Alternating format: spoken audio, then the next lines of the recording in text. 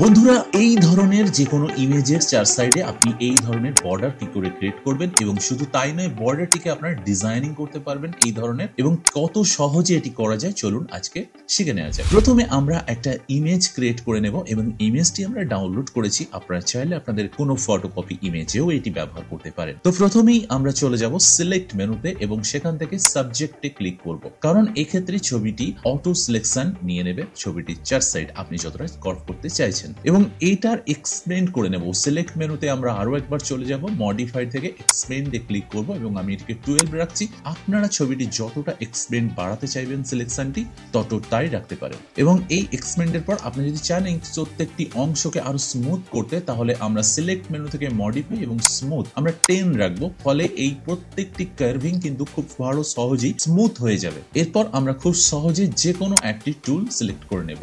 Suppose আমি এখানে lasso টুল create করে নিচ্ছি এবং আমরা রাইট ক্লিক করে মেক ওয়ার্ক পাথ এই অপশনটি ক্লিক করব এবং 2.0 এটা আমরা ক্লিক করার সাথে সাথে আমরা চলে যাব পেন টুলে। পেন টুলে যাওয়ার পর আপনারা মাথার বারে দেখুন এই যে সেভ অপশনটি দেখছেন, এখানে একটা ক্লিক করবেন এবং পাশেই আর একটি বক্সে পাথ, এটিকেও সেভ অপশনে ক্লিক করবেন এবং তারপর আপনারা এখান থেকে আপনাদের যে কোনো কালার সিলেক্ট করতে পারেন এবং এখান থেকে কালার কিন্তু বড় মোটা সরু সব রকম করতে পারবেন, বাট আমি এখানে 6 রাখছি আপনাদের দেখার সুবিধার্থে। খুব সহজে আমরা একটি আলাদা এবং পৃথক লেয়ারে এটিকে কনভার্ট একটি আউটলেট বর্ডার ক্রিয়েট করতে পারলাম ছবির চার সাইডে, এবং এটিকে চাইলে আমরা কিন্তু ডিজাইনিং করে দিতে পারি, আপনারা যে কোনো প্যাটার্নের ডিজাইন করতে পারেন। তো খুব সহজে এই ধরনের ডিজাইনগুলো শেখার জন্য এবং দেখার জন্য আমার চ্যানেলটি আপনি নতুন হয়ে থাকলে অবশ্যই সাবস্ক্রাইব করবেন, পাশে থাকবেন, আর এতক্ষণ ভিডিওটি দেখার জন্য আপনাদের অসংখ্য ধন্যবাদ।